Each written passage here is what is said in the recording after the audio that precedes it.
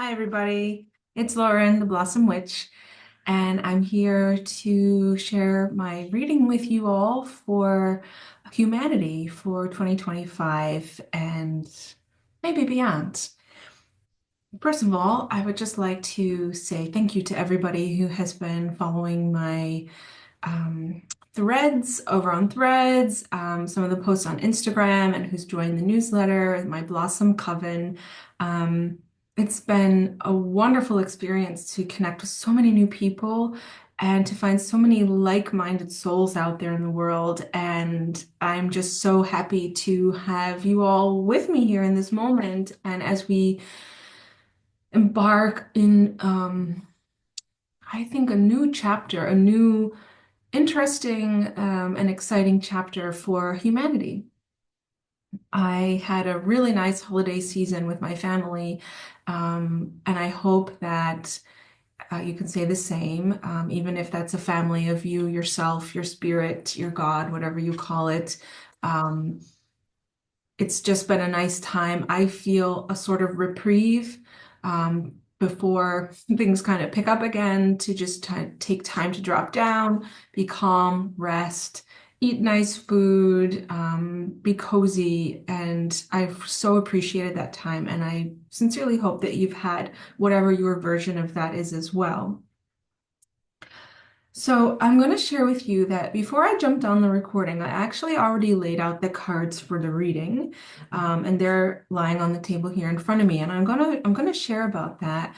But before I do that, I'd actually like to invite you to drop into a little bit of a grounding ritual together with me. It's something that I do before I go kind of deep dive into the readings that I do, and you could do this when you're going to do your own readings, or before you really do anything that's going to take some real time and attention and focus. I also do it before I go into classes, before I take exams, before I have big meetings. It's just something that really helps me. So the first thing that I'm going to do is I have some of my essential oils here, and I'm just going to anoint myself in very simple ways.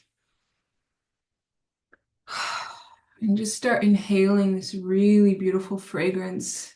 I really love this essential oil blend. It's called Passion. It's supposed to be inspiring. I find it very inspiring, and it has some of these really beautiful floral oils that can be quite expensive to buy on their own, but in this blend, I love to take it in. I'm actually gonna put some right over my heart chakra because I'm dropping in to read. And this is how I anoint myself. It's really simple. I apply some and I just breathe in. And if you want, you can, kind of smudge over your aura. And I just sort of feel myself arrive in the moment. And my oils have always helped me to do that so much. And I have another blend here. Some people might know this as the Four Thieves oil. I believe in doTERRA verse, it's called On Guard. And it's historically been very protective of the immune system to work with when you're not feeling well. But it's also really protective of your spirit and your aura.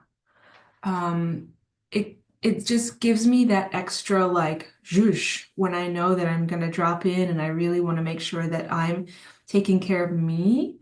So I've got like the heart opening. And then I put a drop right on my crown. You can see me massaging it in, and then like a little bit behind my ears and on the back of my neck. And then I just feel in combination with these two, like my spirit is kind of ready for this. And so like the combination of the floral oils for the heart and the like the rose, the jasmine, the sandalwood, ylang ylang, and then the clove. There's cinnamon, there's clove, there's orange, rosemary, just on my crown, and I just feel this like a shiny piece of silver that's ready to go. And then I just like to take some deep breaths in through my abdomen. And if you're watching along in the video, I want you to consider, choose for yourself, but Put one hand over your heart and one hand over your belly. And you're just going to take a few deep breaths in through the nose, back out through the mouth. And when I'm doing this, I smell my essential oils. And I really just feel myself connected, protected, and powerful in my own energy and my own self, my own connection to the divine.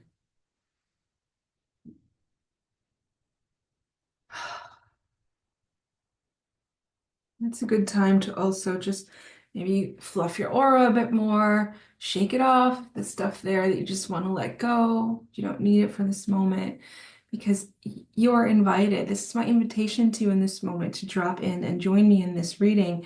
And as I channel and bring through the information, let it touch you how it needs to, and let it activate and open doors in your energy, in your psyche that it needs to, because it will touch each of you in a different way. And that's the beauty of doing these sort of mystical readings in the way that I do. There's a little something here for everyone.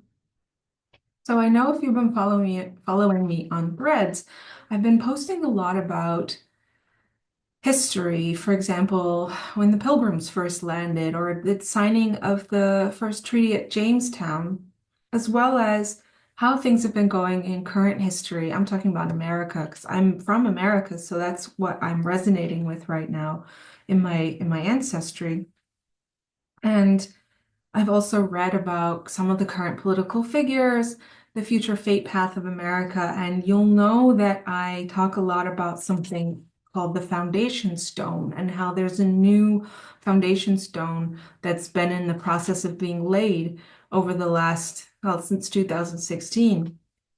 And for my astrologer friends out there, you have different ways of describing this, maybe different bigger planets that are going to be more in the forefront in the coming period of years.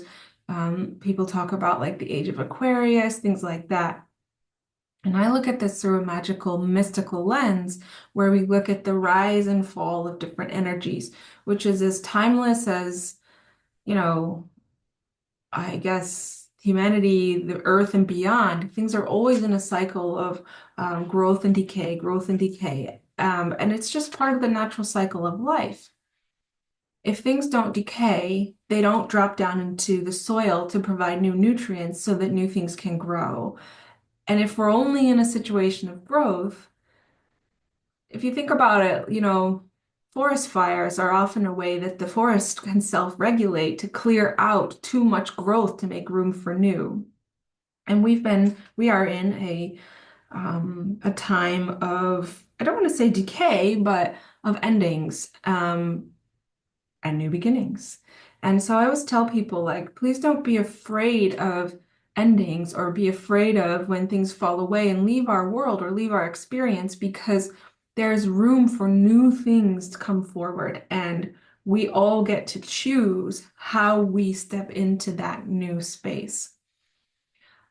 In my own life personally, I have had to do a lot of work on what it means to choose, what it means to really feel that you're in the power of your own choices. Because I believe you can approach your choices from a victim mentality or from an empowered mentality. And a victim mentality is, oh my gosh, this is happening to us. It's hopeless. What are we going to do? How could this be happening to me? How could this be happening to us? I'm so upset. I'm so disappointed, blah, blah, blah. It's quite negative and it tends to really pull the energy right out of your core and you just leak. It's a major leak. And that doesn't mean that you're not allowed to have feelings like shock and grief.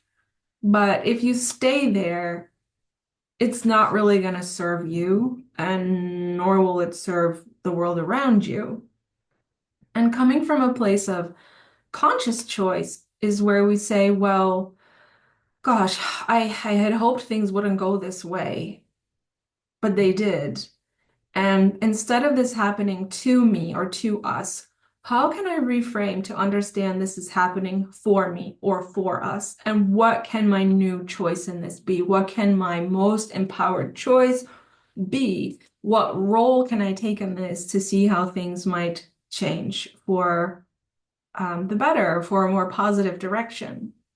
Understanding that sometimes you need that conflict, that tension, that opposition of forces, what people like to call the darkness or evil, which I personally don't believe in, but conflict of forces that helps you test yourself on that and bump up against that and feel it and say like, wow, okay, this is really challenging. And am I going to give in to disappointment, victimhood, and fear?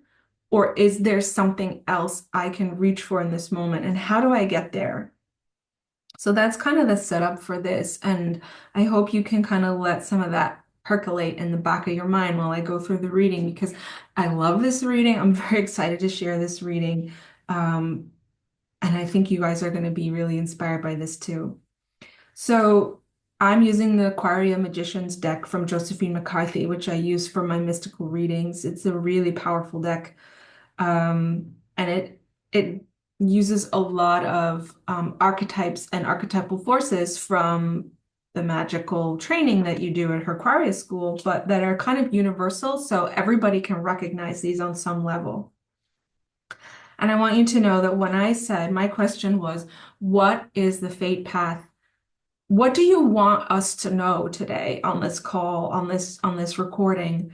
What do you want us to know today about the fate path for humanity and the choices that we can make? And what I'm just so thrilled to share is that what came up was the female warrior together with the Temple of Ancestors. And even just saying it, like I'm getting chills right now because this message was about how we are in the position, whether you're a man or a woman, I don't care. It's like how you can identify and plug into that female warriorship, which is, I'm going to show you the image on the card. You know, this is high level. This is not someone just like out there raging. This is someone with a strategy, with a plan. This is a woman who holds her power and knows how to use it in a focused, clear, strategic way at the right opportunity.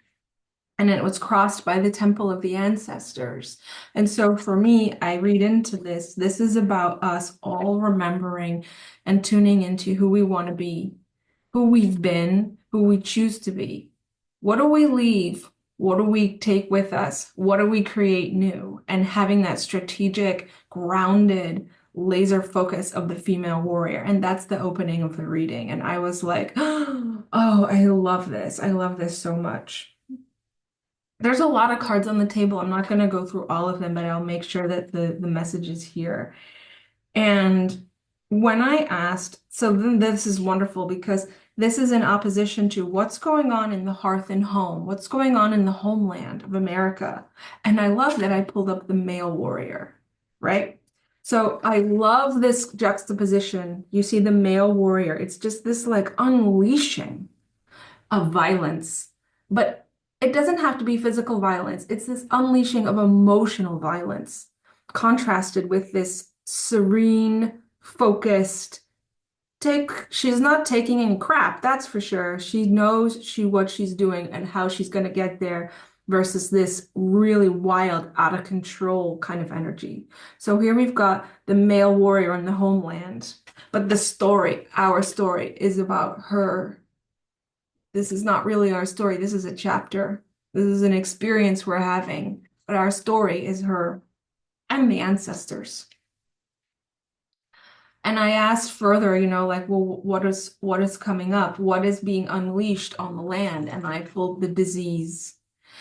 And it's an interesting card because sometimes this came up a lot, COVID and pre-COVID. I was like, why disease, disease? And then there's disease unleashed on the world. But disease can also be a diseased thought form.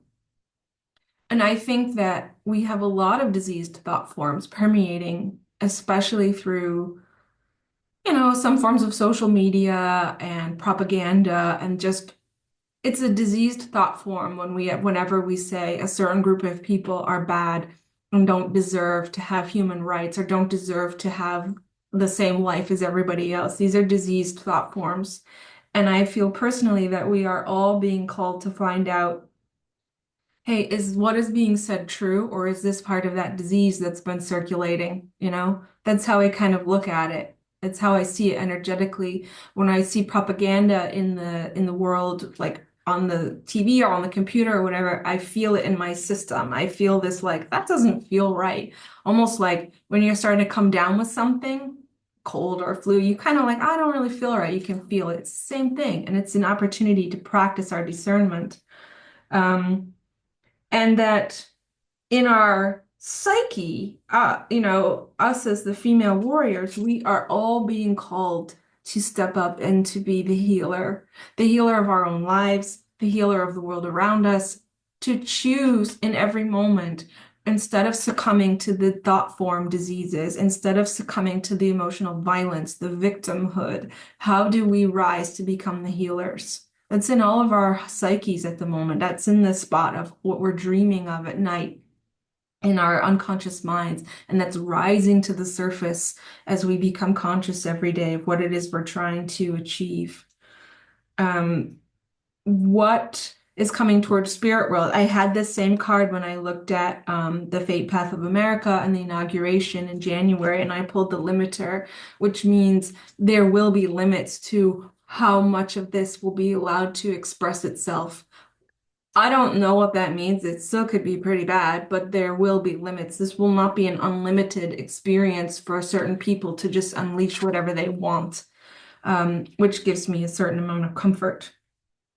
Um, and the other couple of cards, I pulled this card again, communication. And if you followed me on Threads, you know this comes up over and over again every time I'm doing these readings. There's something about the communication that is off, or is focused, or the changes that we experience come in the form of communication. And I feel like that fits in really well with what's going on.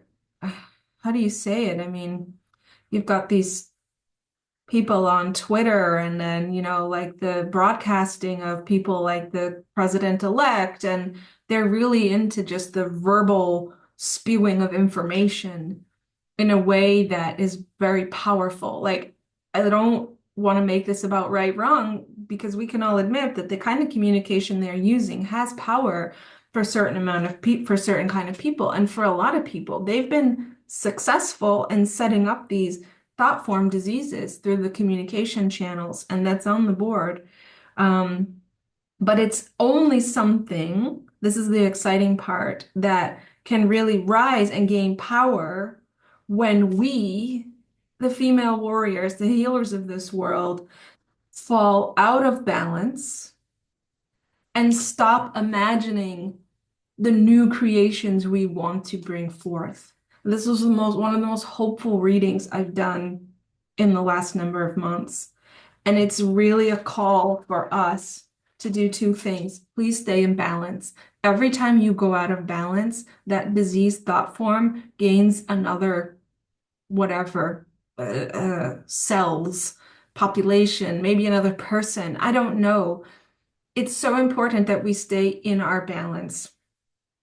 When we get upset, when we really lose it, when we go into the argument, when we engage, when we feed it, we're hurting ourselves, and we're allowing more of that negative communication to have power and have hold in our world.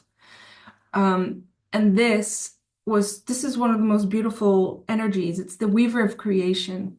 And it's such an old archetype. I think every culture in the world has something that talks about the weaver. The Native Americans have the spider woman, she who weaves. The three fates in Norse mythology have the weavers. They weave the fate of the humans. There's just so many examples of this. It's such an old and beautiful archetype. And this reading says, hey, you're in a position to weave a new creation. You're not victims. You're not sitting ducks. You have the possibility and the power to weave a new creation for humanity through your balance, through your compassion, through your focused, strategic, grounded efforts to be in yourself, to be in your body, to take care of you, and let that energy grow and spread and be shared to those around you, as well as the temple of the ancestors working together in combination with the ancestral energies that you're able to tap into. If you followed my reading on Threads of Elon Musk, it was actually quite emotional for me to go so deep into a reading of this person, because he is so disconnected from his own ancestral roots. He denies them. He doesn't have contact with them, and to feel into that was quite difficult on some levels for my spirit, because it helped me understand how when we are cut off from where we've come from, it's very hard to forge a path in the now and in the future of compassion. That's a whole other topic, but it's something that I learned, which I'm grateful for having done that reading. I learned what it does to somebody when they cut that off from themselves, and for us to find it in ourselves to embrace whatever commonalities we have in our ancestry, and not only the violence and the hurt and the hate, because that's what that diseased thought form wants us to focus on. And I'm not saying that bad things haven't happened, because they have. I'm not saying that there's a justification for colonialism and slavery and all of these horrible things that have happened between cultures and races. But we are called now to also please remember the good things, or the things that we can have in common, that we can bring into the now and into the future we want to weave, with respect and compassion for the wrongs that have been done. I feel that that's a very important message, not to make light of, not to sweep under the rug, and not to dismiss the wrongs that have been done, but to truly seek forgiveness, compassion, release, and commonality where it can exist. If that means you're a person who needs to make some reparations for some things that maybe your ancestors have done, then do it with joy. And do it with a joy in your heart of how you can then reconnect with parts of yourself that maybe you've been cut off from. If you're a person who's been victimized, or your ancestors were victimized by slavery or by colonialism, I don't pretend to, in this lifetime anyway, have any experience with that, but I would say, please find your way to still remember some of the good that can exist in the now. Not to make light of or excuse what happened in the past, but that there are ways that your strength that you have developed because of your ancestral experiences of suffering and enslavement are needed in the now. You have a certain strength that you carry and an empowerment that you're able to embody because of your ancestors' suffering that makes leadership from you valuable and important in the current. And I really hope that that is something that maybe if you feel called to step into, you just feel this as an invitation to do so. The most important thing I want to share was the last card, and I love this so much because if you know my other readings, I said yes, well, Donald Trump and his crew have been setting up a new foundation stone since 2016, and every time I do the reading from 2016 to the present, I get the foundation stone, and this time the reading changed and we got the foundation stone. And again, I just get chills sharing this because it showed me, and I hope it shows all of us, that there is a different pathway forward, and there is no one group of people who will be in charge of what that path looks like. We all get to be a part of this. You're a part of this, whatever your role might be. And that when we come together and we make peace with our ancestors and our ancestral history, and we start to weave a new creation, and we stay in balance, we have this amazing opportunity to bring a new foundation to our reality, to our experiences as individuals, as communities, as nations, as a world. This exists. They don't get to, no one group gets to decide this. They might have thought they did, but because of the challenge and the tests that they're putting forward, we get to rise and we will also have a say. So please remember, you might be seeing some of this, but you are this. And this was a chapter. This was not the whole. Like doorbell just rang, and my dog has gone completely crazy. So, but I guess that was a good um moment to say, hey, sorry, that was a bit crazy. The doorbell rang and my dog went crazy, but that actually was the moment to end reading, I guess. So I hope that has been really meaningful for you. I hope there was something in there that spoke to you. Um, and I really look forward to continuing connecting with all of you in the new year and beyond. I am very excited and grateful for how much response and positivity has come from me stepping out and doing these readings and sharing a bit more about me and my life. And I would truly welcome the opportunity to connect more with each and every one of you.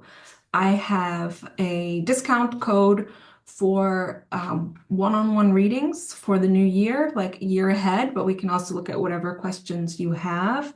And that's posted in the newsletter. So when you enter the coupon code, you'll get a nice discount on year ahead readings for 2025. And I would love, and I just truly treasure the opportunity to do this, what I do here, for you personally, one-on-one with me. It's really special.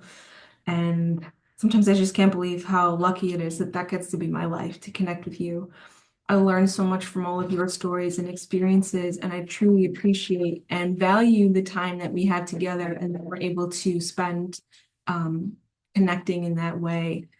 It's funny, I've been doing this more than 25 years and I never forget a reading. I don't know where it goes because I can't remember where my car keys are half the time, but I remember each and every one of you. And I remember the messages that come through, especially when I might not remember them all, like, but once we reconnect and I see someone I haven't seen in a while, it all comes back and it's such a treasure. So I will wrap this up now. And once again, I wish everyone a happy, healthy start to the new year. And I look forward to all of the connecting that we will continue doing. Thank you again. Bye-bye.